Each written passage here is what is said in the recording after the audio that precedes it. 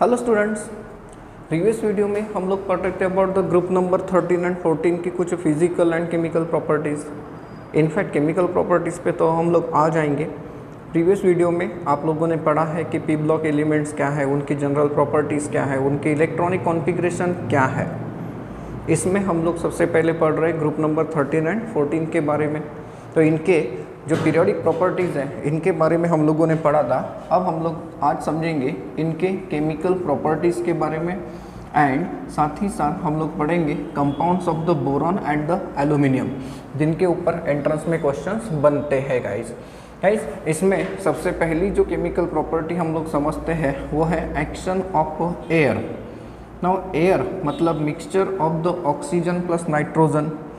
Group number 13 के जो members होते हैं ये ऑक्सीजन के साथ कंबाइन होते हैं एंड करस्पॉन्डिंग ऑक्साइड बनाते हैं।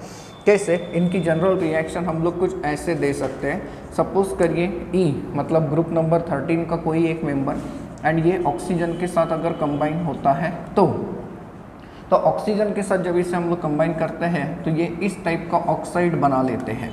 अब इस टाइप का ऑक्साइड अगर बनाना है तो हमें इतने ऑक्सीजन की ज़रूरत पड़ेगी।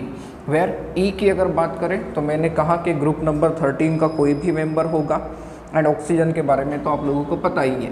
जैसे फॉर एग्जांपल बोरॉन के साथ अगर ये रिएक्शन लिखनी है तो आप लोग बोरॉन के साथ कुछ इस तरीके से रिएक्शन दे सकते हैं।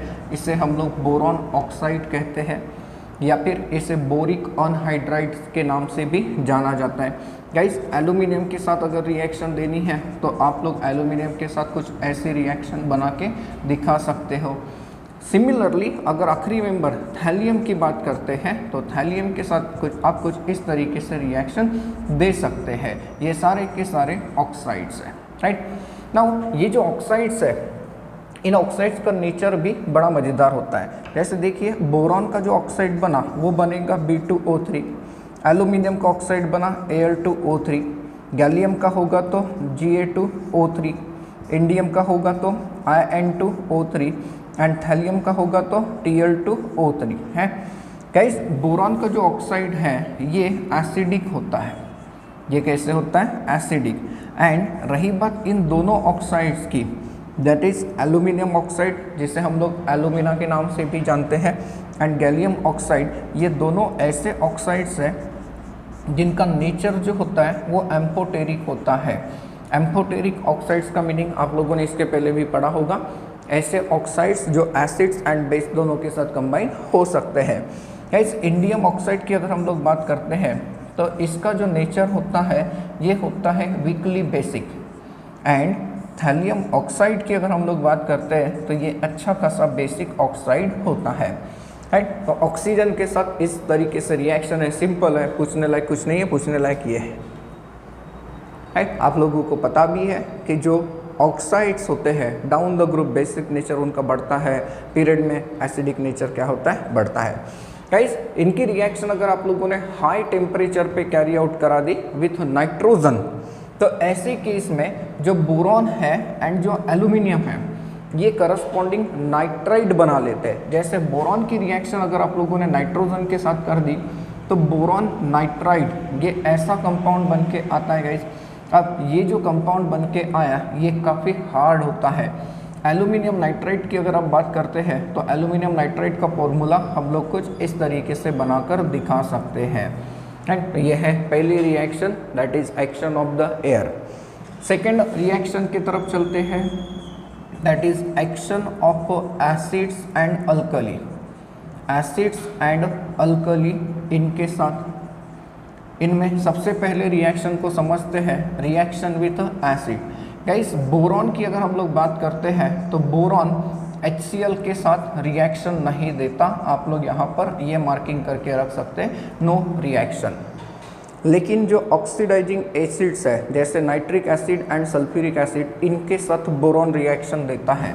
जैसे बोरॉन की रिएक्शन अगर आप लोगों ने नाइट्रिक एसिड के साथ कर दी तो आपको मिलता है H3BO3 that is called as boric acid.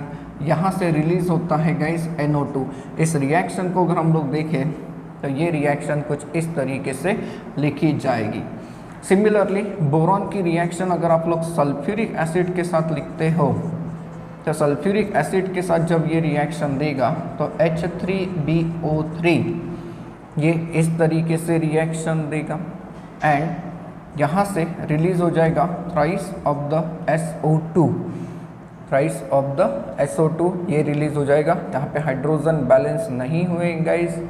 यहाँ पर अगर हम लोग बैलेंसिंग की बात करते हैं तो ये कुछ इस तरीके से बैलेंस हो सकता है क्या? जी हाँ, ये कुछ इस तरीके से बैलेंस हो जाएगा। अब ये थ्राइस SO2 रिलीज हो गया। यहाँ पर ऑक्सीजन की बात करें, अब बैलेंस हो गया। यहाँ से चला जाएगा हाइड्रोजन, इतना हाइड्रोजन, ये हाइड्रोजन भी बैलेंस हो चुका है। इस तरीके से ये रिएक्शन होती है।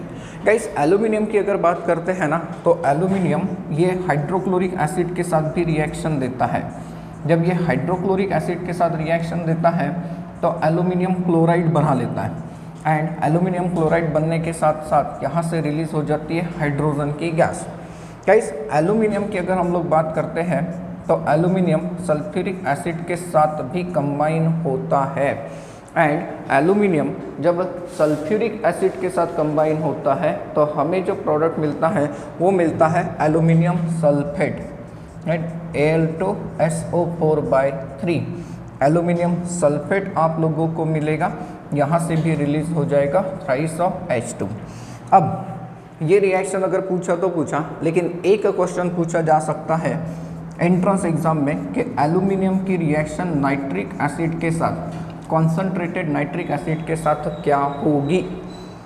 तो guys it is observe that कि ये एल्यूमिनियम के ऊपर बन जाता है एल्यूमिनियम ऑक्साइड एंड ये जो एल्यूमिनियम ऑक्साइड है आप लोगों को ये पता होना चाहिए कि ये प्रोटेक्टिव ऑक्साइड है। मतलब क्या, मीन्स जस्ट इमेजिन कि ये एल्यूमिनियम का है और आपने इसकी रिएक्शन नाइट्रिक एसिड के साथ करा दी तो नाइट्रिक एसिड इसकी सरफेस पे जो एल्यूमिनियम है उसे ऑक्सीडाइज करके एल्यूमिनियम ऑक्साइड बना देगा और वहीं पे चिपका देगा एंड ये एल्यूमिनियम ऑक्साइड इतना स्ट्रांगली एल्यूमिनियम की सरफेस को कवर करता है कि एल्यूमिनियम का आगे करोजन नहीं होता। डेली लाइफ में हम लोग यही ऑब्जर्व करते हैं कि सर एल्यूमिनियम का करोजन नहीं होता, बट ऐसा नहीं, दुनिया में ऐसा कोई भी मेटल नहीं है कि जिसका करोजन नहीं होता है। हाँ, लेकिन करोजन के प्रोडक्ट्स की स्टेबिलिटी के ऊपर से हम लोग डिसाइड करते हैं कि मेटल का करोजन होता है या नहीं।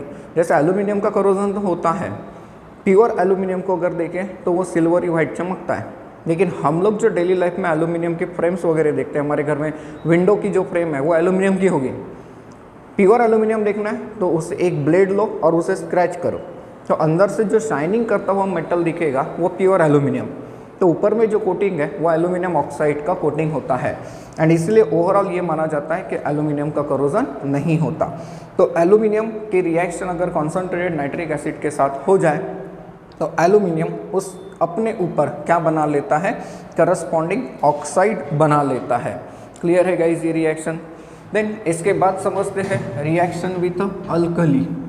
Reaction with alkali guys, boron की रिएक्शन अगर आप लोग अल्कली के साथ करते हो तो बोरॉन जो है ये बना देता है Na3BO3 जिसे हम लोग सोडियम बोरेट के नाम से जानते हैं, सोडियम बोरेट। नाउ इस रिएक्शन में रिलीज हो जाएगा हाइड्रोजन एंड ये जो रिएक्शन है क्या हम लोग इसे इस फॉर्म में लिख सकते हैं, तो ये कुछ इतना बन जाएगा एंड डेफिनेटली यहाँ से इतना हाइड्रोजन रिलीज हो जाएगा। गाइज एल्यूमिनियम की रिएक्शन थोड़ी अलग तरीके से होती है। अगर आप लोग एल्यूमिनियम की रिएक्शन कैरी आउट करते हो, एल्यूमिनियम की रिएक्शन कैरी आउट करते हो अल्कली के साथ, तो इस सॉल्यूशन में देखिए पानी थोड़ा कम है एंड एल्यूमिनियम की रिएक्शन एक और तरीके से होती है। अब कैसे होती है, एल्यूमिनियम की रिएक्शन कुछ इस तरीके से भी होती है। यहाँ पे देखिए ये सॉल्यूशन काफ़ी डाइल्यूट है, मीन्स हम इसे कॉन्सनट्रेटेड अल्कली कह सकते हैं, इसे क्या कह सकते हैं, डाइल्यूट अल्कली। तो दोनों ही केस में रिएक्शन अलग अलग होती है। यहाँ पर जो प्रोडक्ट हमें मिलता है वो मिलता है NaLO2 जिसका नाम रखा जाता है sodium meta aluminate. It is called as what, sodium meta aluminate. And guys यहाँ से रिलीज हो जाएगी इतनी हाइड्रोजन की गैस। जबकि बहुत डाइल्यूट अल्कली सॉल्यूशन अगर हम लोग लेते हैं तो इन दैट केस हमें जो प्रोडक्ट मिलता है ये प्रोडक्ट हम लोग कुछ ऐसे लिखते हैं, जिसे हम लोग सोडियम एल्यूमिनेट कहते हैं। It is called as what, sodium aluminate. And यहाँ पर अगर हम लोग देखें, यहाँ से भी हाइड्रोजन गैस क्या हो जाएगी, रिलीज हो जाएगी। तो इस तरीके से जो ग्रुप नंबर 13 के मेंबर्स हैं, देखिए ग्रुप नंबर 13 के तो बहुत सारे मेंबर्स हैं, इसमें मोस्ट इंपॉर्टेंट स्टडी हमें जो करनी होती है ये होती है बोरॉन एंड एल्यूमिनियम की। इसलिए हम लोग मैक्सिमम रिएक्शन जो अप्लाई करके दिखा रहे हैं ये किसके ऊपर करके दिखा रहे हैं, बोरॉन एंड एल्यूमिनियम के ऊपर।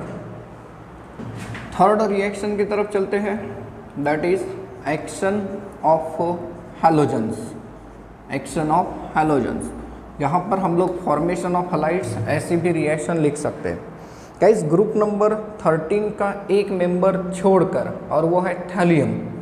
थैलियम को छोड़कर बाकी सारे के सारे जो मेंबर्स हैं वो हैलोजन के साथ रिएक्शन देते हैं एंड ट्राई हैलाइड्स बनाते हैं। कैसे, सपोज करिए ग्रुप नंबर 13 के मेंबर्स को मैं ई से रिप्रेजेंट करता हूँ एंड रही बात हैलोजन की तो ये हो गया हैलोजन, राइट। ये EX3 इस टाइप के ट्राई हैलाइड्स बना देते हैं, इस टाइप के क्या बना देते हैं, ये ट्राई हैलाइड्स बना देते हैं। वेयर ई की अगर बात करें तो ग्रुप नंबर 13 का कोई भी मेंबर होगा एक्सेप्ट थैलियम। एंड एक्स की बात करते हैं तो क्लोरीन, ब्रोमीन, फ्लोरीन, आयोडीन आप लोग दे सकते हो। कैसे, चलिए एक एग्जांपल बना लेता हूँ।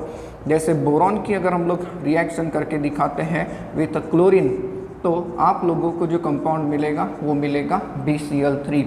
एंड इफ एल्यूमिनियम के साथ अगर आप लोग रिएक्शन दिखाते हो तो एल्यूमिनियम के साथ इस रिएक्शन को हम कुछ इस तरीके से रिप्रेजेंट करके दिखा सकते हैं। गाइस थैलियम की अगर बात करें तो थैलियम ये जब हैलोजन के साथ कंबाइन होता है, एक्स की वैल्यू हम लोग क्लोरीन यहाँ पे ले रहे हैं, तो इट इज़ ऑब्जर्व दैट कि ये ऐसा कंपाउंड बना देता है। नाउ ऐसा क्यों, ऐसा इसलिए क्योंकि थैलियम +1 ऑक्सीडेशन स्टेट में it is more stable then in thallium +3 oxidation state, ऐसा हम लोगों ने पढ़ के रखा है। क्लियर है गाइस। नेक्स्ट रिएक्शन की तरफ चलते हैं, that is action of water. Action of water, तो बोरॉन ये कोल्ड वाटर के साथ रिएक्शन नहीं देता, लेकिन बोरॉन की रिएक्शन अगर हम लोगों ने स्टीम के साथ कर दी, बोरॉन की रिएक्शन अगर स्टीम के साथ कर दी तो ये बना देता है boron oxide with the evolution of hydrogen gas, with the evolution of what, hydrogen gas. ये बोरॉन ऑक्साइड है जिसे बोरिक अनहाइड्रेट भी कहा जाता है।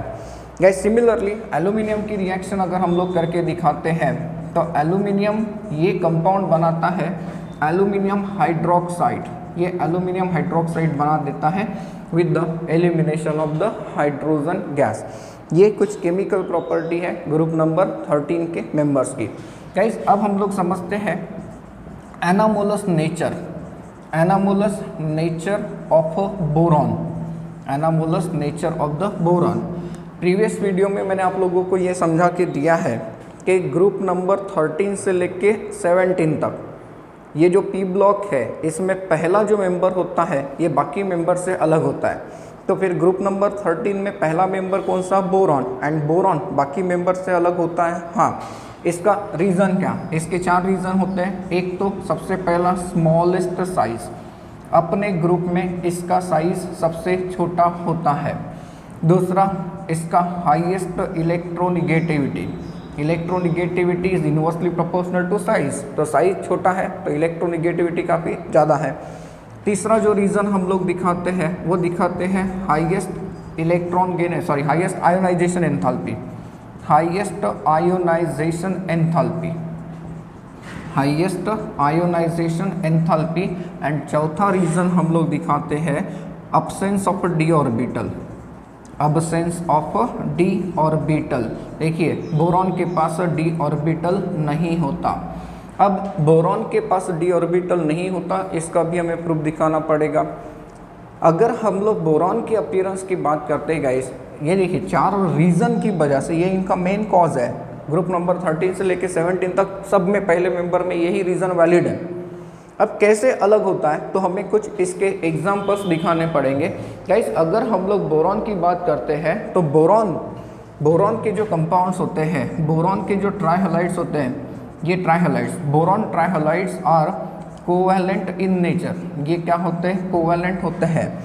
जबकि बाकी के जो मेंबर्स होते हैं जैसे एल्यूमिनियम, गैलियम वगैरह, इनके जो ट्राइहलाइड्स होते हैं ये आयोनिक हो सकते हैं या फिर कोवैलेंट हो सकते हैं, डिपेंड।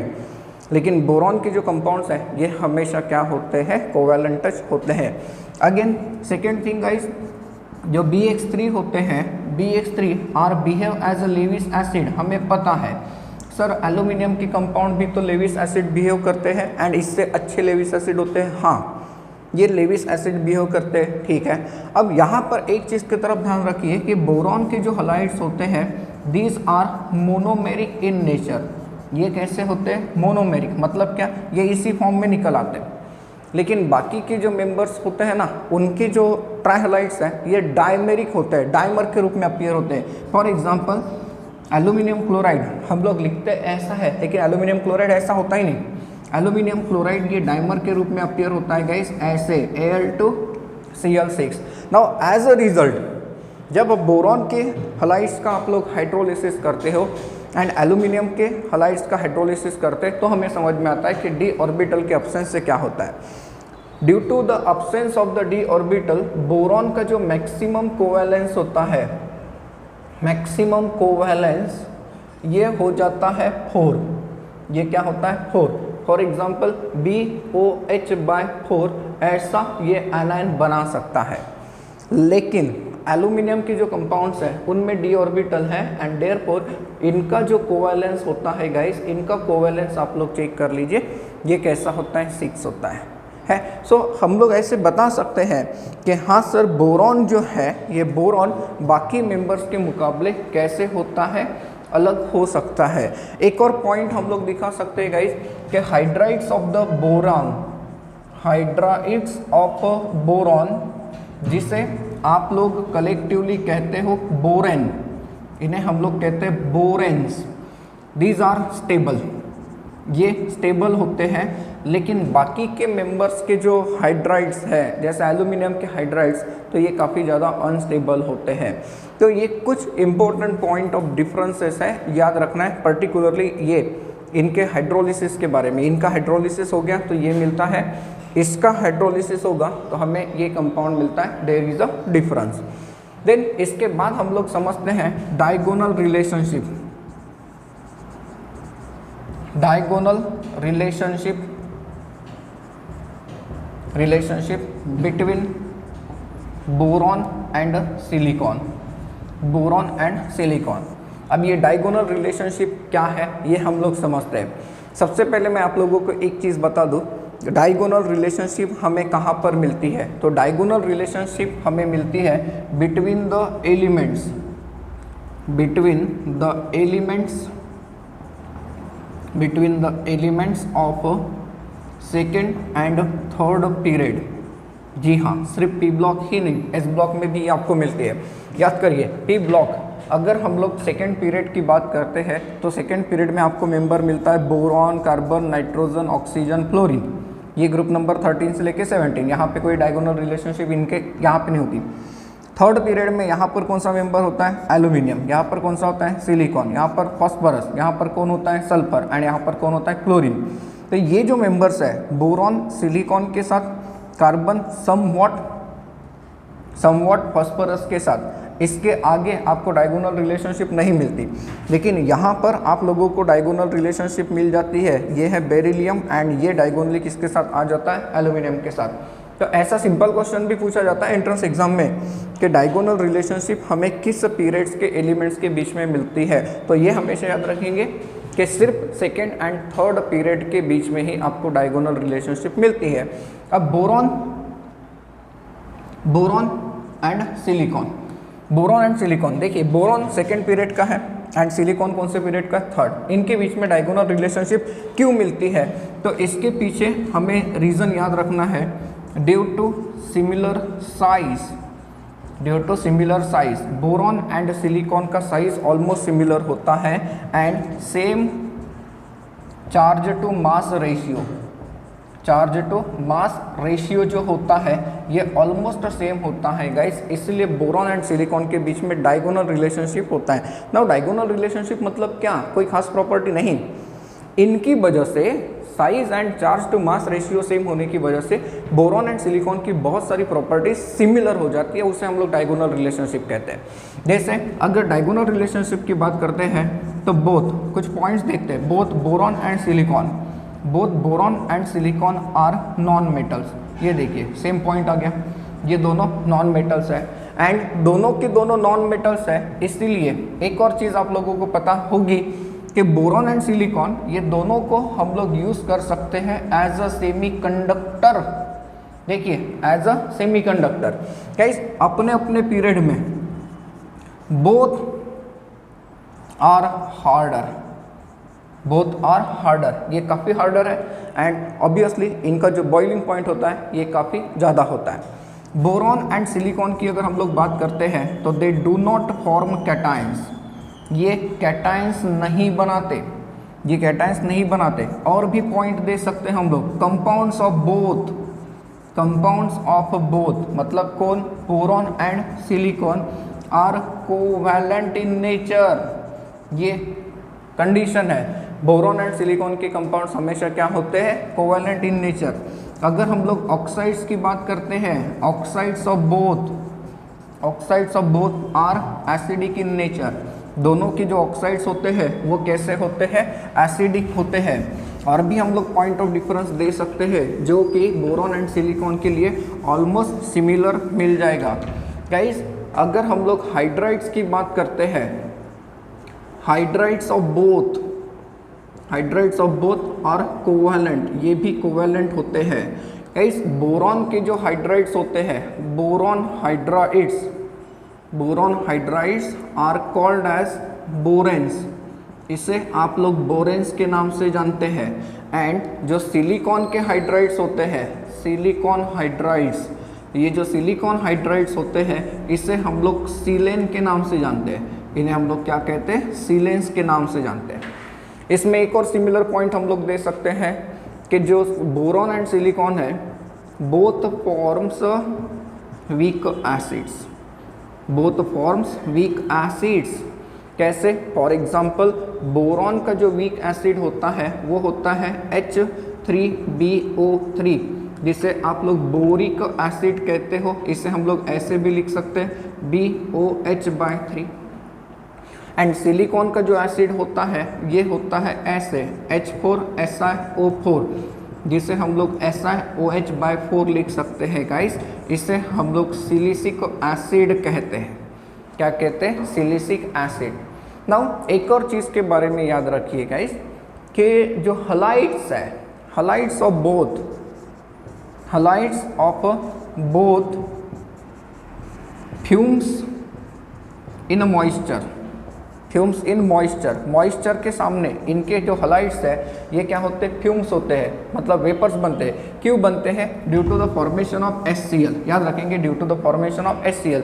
कैसे, देखिए अगर आप लोगों ने बोरॉन की रिएक्शन कैरी आउट करा दी, बोरॉन के हलाइड्स की, जैसे BCl3, इसकी रिएक्शन कैरी आउट करा दी मॉइस्चर के साथ, तो आपको मिलता है H3BO3 plus 3 moles of HCl, ये फ्यूम्स बना देता है वाइट कलर के, ये है बोरिक एसिड।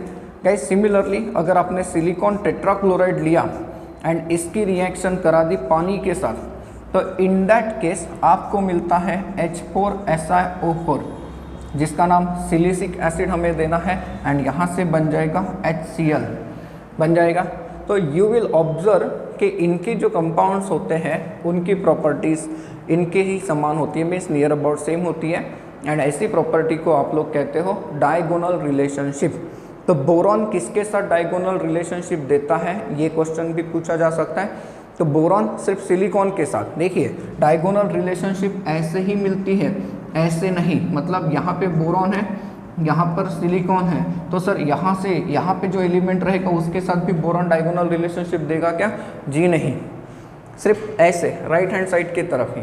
तो याद रखेंगे डायगोनल रिलेशनशिप होती है between the boron and the silicon. अब चलते हैं कंपाउंड्स ऑफ बोरॉन की तरफ, कंपाउंड्स ऑफ बोरॉन, जिसमें हमें सबसे पहले जो कंपाउंड की स्टडी करनी है उसका नाम होता है बोरैक्स, कॉमन नेम। एंड इसे हम लोग क्या कहते हैं, कॉमनली अगर हम लोग देखें तो it is called as borax और it is also called as सुहागा। इसे हम लोग क्या कहते हैं, it is also called as सुहागा। एंड इसके अलावा हम लोगों ने एक और पढ़ा था ये बोरैक्स के नाम से, इसे हम लोग देखें तो ये सोडियम टेट्राबोरेट कहलाता है, सोडियम टेट्राबोरेट इसे हम लोग कहते हैं गाइस, जिसका फॉर्मूला अगर हम लोग देखें तो हम लोगों ने पढ़ा है that is Na2B4O7 into 10H2O, ये होता है ना, ये फॉर्मूला आप लोगों ने पढ़ा था गाइस। इसकी जब हम लोग स्टडी करते हैं तो इट इज़ ऑब्जर्व दैट कि इसके अंदर ना टेट्रा न्यूक्लियर यूनिट्स जुड़े होते हैं। ये टेट्रा न्यूक्लियर यूनिट्स किसके होते हैं, तो ये जो यूनिट्स आप लोगों को मिलते हैं ये यूनिट्स आपको मिलते हैं B4O5OH/4 टू निगेटिव इसके, that is B4O5OH/4 two negative. And therefore अगर कभी एंट्रेंस में ऐसा क्वेश्चन आए कि बोरैक्स को हम लोग कैसे रिप्रेजेंट कर सकते हैं, ये ऑप्शन अगर नहीं है तो ये ऑप्शन अगर नहीं है तो ये ऑप्शन ज़रूर रहेगा, दैट इज Na2B4O5OH/4 एंड यहाँ पर होता है 8 मोल्स ऑफ H2O, राइट, ये याद रखना है आपको। अब इसका प्रिपरेशन समझते हैं। बोरैक्स को हम लोग प्रिपेयर कर सकते हैं फ्रॉम द कोलेमनाइट। कहाँ से प्रिपेयर किया जाता है, फ्रॉम द कोलेमनाइट। अब कोलेमनाइट क्या है, तो हमने बोरॉन का एक और पढ़ा था जिसका फॉर्मूला क्या दिया था, Ca2B6O11, ये फॉर्मूला हम लोगों ने दिया था कोलेमनाइट का। एंड इसे जब आप लोग हीट करते हो with soda ash, that is Na2CO3, तो ऐसे केस में आप लोगों को मिल जाता है बोरैक्स। यहाँ से हमें मिलेगा Na2B4O7, ये देखिए ये अनहाइड्रस स्टेट में है ये अनहाइड्रस स्टेट में, यहाँ से रिलीज़ हो जाता है twice of calcium carbonate and यहाँ से रिलीज़ हो जाता है twice of NaBO2, that is called as sodium metaborate. इसे हम लोग कहते हैं गाइस सोडियम मेटाबोरेट। मैं ये चेक कर लूँ रिएक्शन सही है या नहीं, जी हाँ, ये बिल्कुल ऐसे ही बनाया जाता है गाइस। इसके प्रॉपर्टीज़ की अगर हम लोग बात करते हैं तो इनकी प्रॉपर्टीज़ याद रखनी है। एक तो aqueous solution of borax, aqueous solution of borax, ये जो होता है ये अल्कलाइन होता है। ये क्या होता है, अल्कलाइन। कैसे हो सकता है, चेक करते हैं। Na2B4O7 एंड यह है अनहाइड्रस बोरैक्स एंड इसे जब हम लोग पानी के साथ ट्रीट करते हैं तो ये बना देता है NaOH एंड साथ ही साथ यहाँ से रिलीज़ हो जाता है H3BO3, that is what, boric acid. ये बोरिक एसिड है। अब ये जो ऑर्थोबोरिक एसिड है, बोरिक एसिड का सिस्टमेटिक नाम ऑर्थोबोरिक एसिड होता है। तो boric acid is a weak acid, ये वीक एसिड है एंड ये क्या है, स्ट्रॉन्ग बेस है, इसीलिए इसका सॉल्यूशन कैसा रहेगा, अल्कलाइन रहेगा। सेकेंड, इसकी जो प्रॉपर्टी है वो काफ़ी ज़्यादा इंपॉर्टेंट होती है, जिसे बोरैक्स बीड टेस्ट कहा जाता है। एंट्रेंस में खासकर इसी के बारे में पूछा जाता है। तो बोरैक्स बीड टेस्ट एक्चुअली हम लोग यूज़ कैसे करते हैं, एक चीज़ याद रखिए, to detect the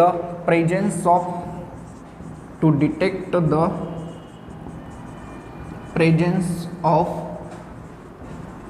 transition elements. Transition elements है या नहीं, ये चेक करने के लिए हम लोग इस टेस्ट का इस्तेमाल करते हैं गाइस। कैसे करते हैं देखते हैं गाइस। ये जो बोरैक्स है that is Na2B4O7 into 10H2O, इसे जब हम लोग हीट करते हैं तो पहले ये ड्राई हो जाता है, ये वाटर मॉलिक्यूल लॉस कर देगा। ये Na2B4O7 देखिए अनहाइड्रस हो गया एंड ये जो अनहाइड्रस बोरैक्स है ये फ्लपी हो जाता है, फूल जाता है, स्वेल हो जाता है। इसे जब हम लोग फिर से हीट करते हैं ना तो ये क्या देता है, B2O3 एंड यहाँ से रिलीज़ हो जाता है NaBO2, ये कंपाउंड यहाँ से रिलीज़ हो जाता है। गाइस ये बोरिक अनहाइड्राइड है, बोरिक ऑक्साइड भी कहते हैं, बोरॉन ऑक्साइड भी कहते हैं, एंड यहाँ पर सोडियम मेटाबोरेट है। इसे हम लोग कहते हैं बोरेक्स बीड।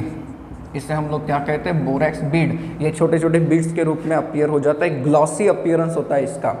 एंड ये जो बोरेक्स बीड है, इसे जब हम लोग प्लैटिनम के ऊपर, प्लैटिनम वायर के ऊपर लेकर बंसन बर्नर में हीट करते हैं in presence of transition elements, जैसे कैसे, इस सीन को समझने की कोशिश करिए। ये देखिए, ये बर्नर की फ्लेम है, इसके ऊपर मैं प्लैटिनम का वायर लगा देता हूँ एंड यहाँ पर है बोरेक्स बीड लगा हुआ, इसके ऊपर बोरेक्स बीड है एंड इसके ऊपर हम लोग डाल देते हैं कोबाल्ट ऑक्साइड। तो जब हीटिंग होती है तो आपके सामने ये ब्लूइश कलर, ये तो बिल्कुल ट्रांसपेरेंट वाइट है, लेकिन ये जो बीड बन के आता है, ये बीड इसका बनता है COBO2/2, जिसे अब हम लोग कहेंगे कोबाल्ट बोरेक्स बीड। एंड ये ब्लू कलर का होता है। ये ब्लू कलर का तब होगा ना जब ये यहाँ पर प्रेजेंट होगा। अगर यहाँ पे कॉपर का कोई कंपाउंड होता तो ग्रीनिश कलर का होता, आयरन का Fe2+ का कंपाउंड होता तब भी ग्रीनिश कलर का होता है, क्योंकि अलग अलग आयंस के अलग अलग कलर होते हैं एंड उस कलर के हिसाब से हम लोग चेक कर सकते हैं कि हाँ ये पर्टिकुलर आयन वही है। तो बोरेक्स बीड टेस्ट काफ़ी इंपॉर्टेंट होती है एंड ये यूज़ की जाती है for the detection of the presence of what? Transition elements. Guys तीसरी प्रॉपर्टी अगर हम लोग देखें तो जब हम लोग बोरेक्स को concentrated sulphuric acid and ethyl alcohol के साथ हीट करते हैं तो हमें ट्राई इथाइल बोरेट मिलता है। और ये रिएक्शन 2 स्टेप में होती है। कैसे? बोरेक्स की अगर बात करें तो you know that Na2B4O7, and जब इसे सल्फ्यूरिक एसिड के साथ हम लोग ट्रीट करते हैं तो सबसे पहले यहाँ से मिलके आ जाता है 4 moles of boric acid H3BO3 and यहाँ से रिलीज हो जाएगा ट्वाइस ऑफ Na2SO4, यहाँ से रिलीज हो जाता है Na2SO4, ठीक है। एंड ये जो बोरिक एसिड बना H3BO3, देखिए H3BO3, इसकी रिएक्शन जब हम लोग इथेनॉल के साथ कराते हैं तो इथेनॉल के साथ जब रिएक्शन होती है तो ये आपको देता है एक ऐसा कंपाउंड, ये आपको देता है ऐसा कंपाउंड जिसे हम लोग कहते हैं ट्राई इथाइल बोरेट। इसे हम लोग कहते हैं ट्राई इथाइल बोरेट। यहाँ से रिलीज हो जाएगा इतना H2O रिलीज हो जाएगा, ठीक है ना। ये जो ट्राई इथाइल बोरेट है इसका इस्तेमाल क्या? तो इसका इस्तेमाल हम लोग चेक कर सकते हैं ये डिटेक्ट करने के लिए कि वहाँ पर बोरेट प्रेजेंट है या नहीं है, क्योंकि बोरेक्स अगर होगा तो यहाँ पर कंपाउंड ये बन के आएगा। मतलब बोरेट को डिटेक्ट करने के लिए एंड उसे रिमूव करने के लिए हम लोग इसका इस्तेमाल कर सकते हैं। गाइस ये जो कंपाउंड है बोरेक्स, इसका बहुत सारी जगह पे एप्लीकेशन है।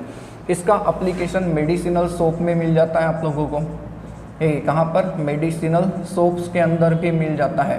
गाइस इसके अलावा जो चीनी मिट्टी के आर्टिकल होते हैं उन्हें ग्लो कराने के लिए भी, उन्हें ग्लेज चढ़ाने के लिए भी इसका इस्तेमाल किया जाता है। Again it is also used as a flux in soldering and welding and soldering में इसका इस्तेमाल किया जाता है as a flux. And most important, इसका एक मज़ेदार इस्तेमाल मैं आपको बताता हूँ। It is used as a brightener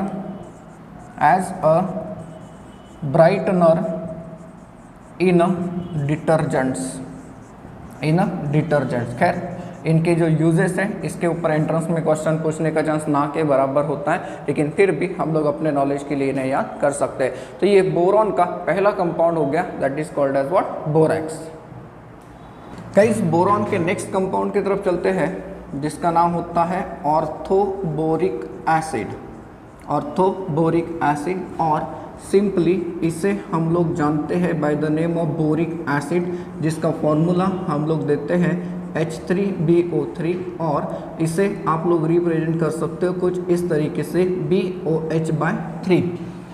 ये जो बोरिक एसिड होता है it is white, crystalline white कह सकते हैं, राइट। एंड इसका अपीयरेंस की अगर बात करें तो इट हैज़ अ सोपी टच, बिल्कुल एकदम स्मूथ होता है। आप सब ने इसे देखा होगा, कॉमन बोरिक एसिड जो हम लोग घर में यूज़ करते हैं। तो बोरिक एसिड के प्रिपरेशन के बारे में अगर हम लोग सोचते हैं तो इसे हम लोग प्रिपेयर कैसे कर सकते हैं? गाइस बोरिक एसिड को प्रिपेयर किया जा सकता है फ्रॉम द बोरेक्स से हम लोग बोरिक एसिड बना सकते हैं। कैसे? जब बोरेक्स की रिएक्शन दैट इज Na2B4O7 इसकी रिएक्शन जब हम लोग एसिडिक सॉल्यूशन के साथ करते हैं तो इट इज़ ऑब्जर्व दैट कि यहाँ से रिलीज हो जाएगा NaCl एंड हमें मिलेगा 4 मोल्स ऑफ H3BO3 ये मिलेगा, that is boric acid. Guys same reaction हम लोगों ने थोड़ी देर पहले पढ़ी थी, हम लोग यूज़ कर सकते हैं यहाँ पर सल्फ्यूरिक एसिड का भी। देखिए सल्फ्यूरिक एसिड के साथ अगर हमने यही रिएक्शन लगा दी तो हमें प्रोडक्ट मिलेगा बोरिक एसिड एंड यहाँ से बाय प्रोडक्ट चला जाएगा बस Na2SO4। एक चीज़ फिर से रिमाइंड करा दो गाइस, जब एंट्रेंस का प्रिपरेशन करते हैं तो बैलेंसिंग के ऊपर बहुत ज़्यादा फोकस नहीं रखना है, आपको रिएक्टेंट्स एंड प्रोडक्ट्स पहले याद रखने होते हैं। गाइस इसका प्रिपरेशन हम लोग कर सकते हैं बाय हाइड्रोलिसिस ऑफ BCl3। जो बोरॉन के ट्राइहलाइड्स है इनका हाइड्रोलिसिस करने से भी आप लोगों को बोरिक एसिड मिल जाता है। कैसे मिल जाता है ज़रा इसे चेक करते हैं। आप लोगों को प्रोडक्ट मिलेगा BOH/3 एंड यहाँ से रिलीज हो जाएगा 3 मोल्स ऑफ द HCl। थोड़ी देर पहले हम लोगों ने ये रिएक्शन को भी समझा था। यही सब बारी आती है इसके स्ट्रक्चर की। देखिए ये यहाँ पर स्ट्रक्चर में आपको 1-2 पॉइंट बहुत अच्छे से प्रिपेयर करके रखना है। बोरिक एसिड में हम लोगों ने देखा है कि BOH/3 ऐसे लिखते हैं, तो सर हम लोग ये भी बना सकते हैं कि इसका स्ट्रक्चर कुछ इस तरीके से होगा, 3 OH ग्रुप इसके साथ जोड़ सकते हैं। जी हाँ, हम लोग जैसे चाहे वैसे जोड़ के दिखा सकते हैं, नो डाउट। लेकिन एक चीज़ याद रखिए, यहाँ पर बहुत इंटेंस हाइड्रोजन बॉन्डिंग होती है। ये भी हाइड्रोजन बॉन्डिंग बनाएगा किसी हाइड्रोजन के साथ जो कि किसका होगा, इसका। ये भी हाइड्रोजन बॉन्डिंग बनाएगा इसके साथ, ये किसके साथ जुड़ा होगा, ऑब्वियसली ये जुड़ा होगा गाइस बोरॉन के साथ। ठीक है, ये किसके साथ जुड़ा होगा, बोरॉन के साथ। ऐसे बहुत सारी हाइड्रोजन बॉन्डिंग मिलेगी, ये भी मिलेगी, ये भी मिलेगी। तो इसका जो फॉर्मूला है ये देखकर हमें कंफ्यूज नहीं होना। एक चीज़ याद रखिए, हमें ये पता है कि एसिड का मतलब होता है जो प्रोटॉन देता है, लेकिन बोरिक एसिड ऐसा एसिड है, it is not a protonic acid. ये प्रोटोनिक एसिड नहीं है, मतलब प्रोटॉन देने वाला नहीं है। ये इस टाइप का एसिड होता है, लेविस एसिड। ये किस टाइप का एसिड होता है गाइस, लेविस एसिड टाइप का होता है। ये चीज़ आपको याद रखनी है। कैसे हम लोग साबित करके दे सकते हैं कि जब हम लोग H3BO3 इसको हाइड्रोलाइज करते हैं तो ये इस टाइप का कंपाउंड बन के आ जाता है, BOH/4 1 निगेटिव एंड यहाँ से रिलीज होता है H3O पॉजिटिव। मतलब इसने इलेक्ट्रॉन तो लिया लेकिन हाइड्रोजन को डोनेट किया क्या, नहीं।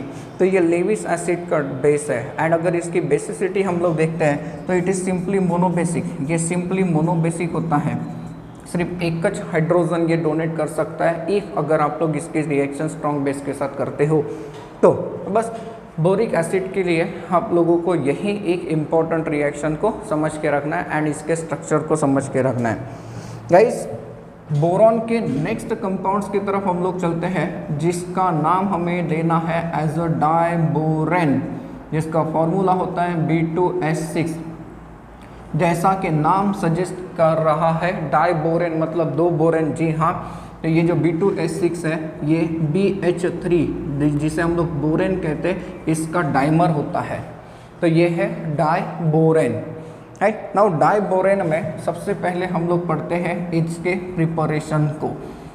बोरेन्स बहुत सारे टाइप के होते हैं लेकिन सबसे ज़्यादा स्टडी किया जाता है डाइबोरेन को। तो इसे हम लोग कैसे प्रिपेयर कर सकते हैं, तो पहली रिएक्शन हम लोग इसे प्रिपेयर कर सकते हैं by the reaction between BF3 and AlH4 that is boron trifluoride and lithium aluminium hydride. ये रिएक्शन कैसे होती है, बोरॉन ट्राइफ्लोराइड ये आपको रिएक्शन देता है लिथियम एल्यूमिनियम हाइड्राइड के साथ। जब ये लिथियम एल्यूमिनियम हाइड्राइड के साथ आपको रिएक्शन देता है तो ये देगा ट्वाइस ऑफ B2S6, यहाँ से रिलीज होता है thrice of lithium fluoride and thrice of aluminium fluoride. जी हाँ, ये एक तरीके से हम लोग इसे प्रिपेयर कर सकते हैं। गाइस लेबोरेटरी में इसे जब प्रिपेयर किया जाता है तो लेबोरेटरी में हम लोग इसको प्रिपेयर करते हैं by the oxidation of sodium borohydride. Sodium borohydride मतलब होता है NaBH4, एंड जब आयोडीन के साथ इसका हम लोग रिएक्शन लगाते हैं तो यहाँ से रिलीज हो जाता है Na प्लस H2 एंड हमें मिल जाता है B2H6। देखिए इस तरीके से ये हमें मिल जाता है। इसके अलावा अगर हम लोग इसका प्रिपरेशन देखें तो हम लोग प्रिपेयर कर सकते हैं by the reaction between BF3 and NaH, that is sodium hydride. जब ये रिएक्शन होगी तो आपको मिलेगा B2H6 एंड यहाँ से 6 मोल्स ऑफ NaF रिलीज हो जाएगा। राइट, इस तरीके से हम लोग इसे प्रिपेयर करते हैं इंडस्ट्रियल लेवल पे। ये जो प्रिपरेशन है ये इंडस्ट्रियल प्रिपरेशन माना जाता है। This is industrial method of the preparation for borane, diborane. Guys diborane की अगर प्रॉपर्टीज़ को देखें तो डाइबोरेन जो होता है ये कलरलेस होता है। It is colourless toxic gas, right. And diborane की अगर हम लोग बात करते हैं तो डाइबोरेन को जब हम लोग कंबस्ट करते हैं तो डाइबोरेन का कंबस्शन जब होता है B2H6, इसका जब कंबस्शन होता है तो ये B2O3 बना देता है, दैट इज B2O3 एंड यहाँ से रिलीज हो जाता है H2। नाउ इस रिएक्शन को अगर हम लोग देखें तो इस रिएक्शन को आप कुछ इस तरीके से लिखकर दिखा सकते हो क्या?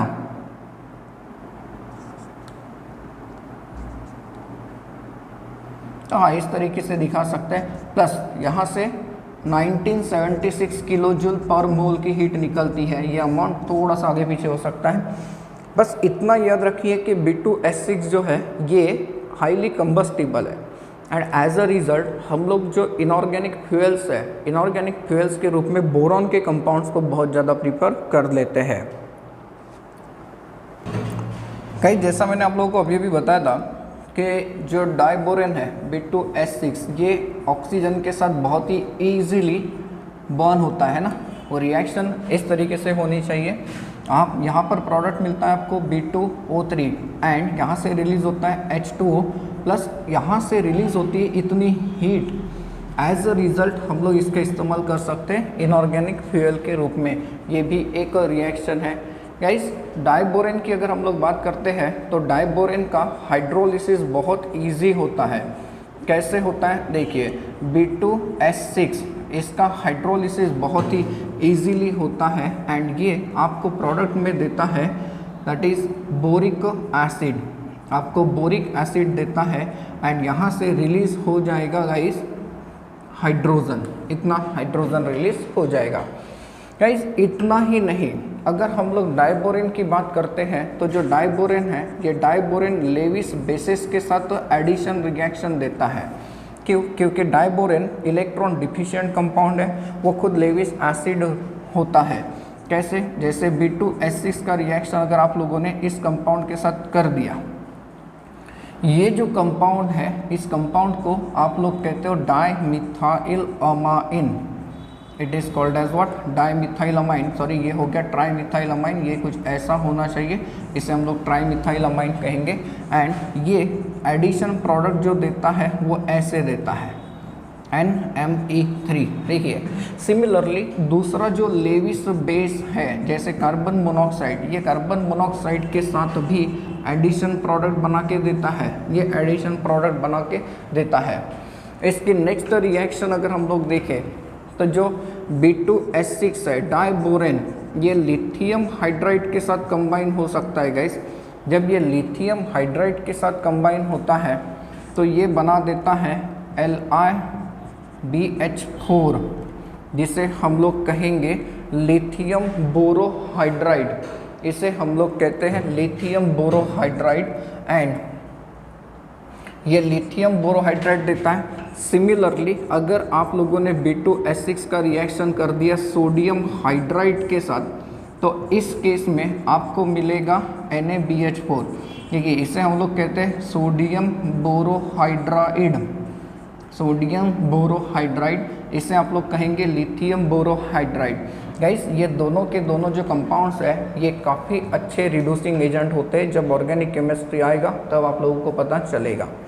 गाइस इसकी सबसे ज़्यादा इम्पोर्टेंट रिएक्शन है और वो रिएक्शन है that is reaction with ammonia. Reaction with ammonia. Now ammonia के साथ अगर हम लोग इसका रिएक्शन देखते हैं तो जो डाइबोरेन है B2H6 ये एक्सेस ऑफ अमोनिया के साथ कंबाइन होता है। एंड जब ये अमोनिया के साथ कंबाइन होता है तो ये ऐसा कंपाउंड देता है जिसका फॉर्मूला होता है B3N3H6। यहाँ से रिलीज होता है हाइड्रोजन। गाइस ये जो कंपाउंड है इस कंपाउंड का नाम होता है बोराजीन। एंड ये जो बोराजीन है इसे कहा जाता है इनऑर्गेनिक बेंजीन, क्योंकि इसका स्ट्रक्चर बेंजीन के समान होता है। कैसे हो सकता है? क्या आपको पता है बेंजीन का स्ट्रक्चर कैसे होता है? बेंजीन का स्ट्रक्चर देखें तो ये ऐसे होता है। एंड इस कंपाउंड का स्ट्रक्चर अगर हम लोग बनाकर देखें तो इस कंपाउंड का स्ट्रक्चर हम लोग कुछ इस तरीके से दे सकते हैं। एग्जैक्टली बेंजीन के समान ही इसका स्ट्रक्चर होता है, जहाँ पर अल्टरनेट पोजीशन पे डबल बॉन्ड्स होते हैं and nitrogen as well as boron दोनों पे हाइड्रोजन अटैच होता है। इसे आप लोग ऐसे लिख सकते हो या फिर इसे हम लोग एक और तरीके से रिप्रेजेंट करके दिखा सकते हैं गाइस। इस तरीके से भी हम लोग इसे रिप्रेजेंट करके दिखा सकते हैं। एंड हर जगह पे कौन प्रेजेंट रहेगा? यहाँ हाइड्रोजन प्रेजेंट रहेगा। नाउ यहाँ पर एक चीज़ याद रखिए कि जो बोराजीन है ये बोराजीन इनऑर्गेनिक बेंजीन है, ये ज़्यादा रिएक्टिव होता है as compare to organic benzene. हम लोग जो बेंजीन पढ़ते हैं वो नॉन पोलर कंपाउंड होता है एंड बोराजीन जो होता है ये पोलर कंपाउंड होता है। गाइस इसके बाद हम लोग एक इम्पॉर्टेंट पॉइंट पे चलते हैं that is structure of B2H6। इसमें से एंट्रेंस एग्जाम में क्वेश्चन मिलते हैं। कैसे मिलते हैं? तो सबसे पहले आप लोगों को पूछा जा सकता है कि हाइब्रिडाइजेशन स्टेट क्या है। Hybridisation of boron in B2H6 तो ये होता है sp3। अब sp3 हाइब्रिडाइजेशन की बात अगर करते तो यहाँ पे 4 ऑर्बिटल हो गए, जिसमें से 3 ऑर्बिटल में इलेक्ट्रॉन होता है। 3 orbital contains unpaired electron and 1 orbital vacant होता है। एक ऑर्बिटल वैकेंट होता है क्योंकि आपको पता है बोरॉन के आउटर मोस्ट शेल में कितने इलेक्ट्रॉन है? सिर्फ 3 एंड हाइब्रिडाइजेशन में s और p। क्यों? क्योंकि बोरॉन का कॉन्फ़िगरेशन देखो, boron atomic number 5 that is 2s2 and 2p1। ये ग्राउंड स्टेट में है। जब ये एक्साइटेड स्टेट में जाता है तो यहाँ से एक इलेक्ट्रॉन यहाँ पे प्रमोट करेगा, तो ये हो जाएगा 2s1 2px1 2py1 और 2pz खाली है तो वो भी इसके साथ हाइब्रिडाइजेशन में जाएगा। एंड देयरफॉर हाइब्रिडाइजेशन आपको जो मिलता है ये कैसे मिलता है? sp3। ये बहुत इंपॉर्टेंट चीज़। अब बोरॉन का स्ट्रक्चर, बोरॉन डाइबोरेन का स्ट्रक्चर बनेगा कैसे? बोरॉन के पास मैंने आपको बता दिया कि 4 हाइब्रिड ऑर्बिटल है, तो 4 हाइब्रिड ऑर्बिटल हैं। चलो मान लेते हैं ये एक हो गया, ये दूसरा हो गया, ये तीसरा हो गया, ये चौथा। तो सर दूसरे बोरॉन के पास भी ऐसा ही होगा? बिल्कुल होगा। दूसरे बोरॉन के पास भी 4 हाइब्रिड ऑर्बिटल होंगे। अब आप लोग ज़रा सोचिए, मैंने आपको ये बताया कि 4 में से 3 के पास इलेक्ट्रॉन है। चलो इसमें इलेक्ट्रॉन है, इसमें इलेक्ट्रॉन है, इसमें है, इसमें नहीं होगा। इसमें इलेक्ट्रॉन है, इसमें है, इसमें है, इसमें नहीं होगा, ऐसा मानते हैं। ठीक है गाइस, यहाँ पर बॉन्डिंग कैसे होती है? जो बोरॉन का sp3 हाइब्रिड ऑर्बिटल है, ये sp3 हाइब्रिड ऑर्बिटल हाइड्रोजन के 1s ऑर्बिटल के साथ ओवरलैप हो जाता है, क्योंकि उसके पास एक इलेक्ट्रॉन रहेगा, एक बॉन्ड बनेगा। मीन्स इसका स्ट्रक्चर अगर हम लोग साइमल्टेनियस बनाने के बारे में सोचते हैं तो ये एक बॉन्ड बनेगा, यहाँ पे दूसरा बॉन्ड बनेगा। कैसे? दूसरा ऑर्बिटल जो रहेगा हाइड्रोजन का, ये 1s ऑर्बिटल इसके इलेक्ट्रॉन के साथ पेयर अप होगा, तो it will also result into the formation of the sigma bond. ये भी बॉन्ड सिग्मा है, ये भी बॉन्ड सिग्मा है। अब ये जो बॉन्ड है, इस बॉन्ड को देखिए, ये 2c2e बॉन्ड है। सर ये क्या है? 2c2e, 2c मतलब 2 सेंटर 2 इलेक्ट्रॉन। यहाँ पे 2 सेंटर है, एक हाइड्रोजन एक बोरॉन, एक इलेक्ट्रॉन इसका, एक इलेक्ट्रॉन इसका, 2c2e बॉन्ड। कितने होंगे? तो सर 4 होंगे। क्यों? यहाँ पे 2 होंगे तो इस साइड में भी तो 2 होंगे ना। हाँ बिल्कुल होंगे, यहाँ पर भी होगा, क्योंकि ये 1s ऑर्बिटल रहेगा, डेफिनेटली रहेगा ऐसा। तो दूसरा जो बोरॉन है इसके भी बॉन्ड्स कुछ इस तरीके से हो गए। अब यहाँ पर देखिए ये जो बॉन्ड्स है ये टर्मिनल है, आखिरी पे ना। तो आपको याद रखना है कि बोरॉन Ht मतलब हाइड्रोजन कौन से, टर्मिनल वाले। ये जो बॉन्ड है ये बॉन्ड कौन से टाइप के, 2C2E, 2 सेंटर 2 इलेक्ट्रॉन। अब क्या होता है, मज़ा तो अब आएगा। अब आप लोग देखिए कि बोरॉन का एक हाइब्रिड ऑर्बिटल वैकेंट रह गया, यहाँ पर भी बोरॉन का एक हाइब्रिड ऑर्बिटल वैकेंट है एंड आपके पास हाइड्रोजन है। तो वो जो हाइड्रोजन है वो कंबाइनली इसके साथ ओवरलैप करेगा। देखिए कंबाइनली 1s यहाँ पे। तो ये जो बॉन्ड बना, ये बॉन्ड कैसा बना, 3C2E बना, 3C2E 1 2 3, इन तीनों के बीच में बना। यहाँ पर भी जो बॉन्ड बनेगा वो कैसा बनेगा, तो ये भी बनेगा 2E 3C मतलब 3C2E। तो जो ये जो हाइड्रोजन एटम्स है ये ब्रिज हाइड्रोजन है, इसे हम लोग ऐसे रिप्रेजेंट कराते हैं गाइस। एंड ये जो बॉन्ड होता है इस बॉन्ड को हम लोग बनाना बॉन्ड कहते हैं, इसे हम लोग क्या कह देते हैं, बनाना बॉन्ड। तो ये जो बनाना बॉन्ड है ये आपको याद रखना है, ये 3 सेंटर्ड 2 इलेक्ट्रॉन बॉन्ड है। इसीलिए तो डाइबोरेन कैसे होते हैं, इलेक्ट्रॉन डिफिशिएंट होते हैं। इनका स्ट्रक्चर आपको अच्छे से याद रखना है।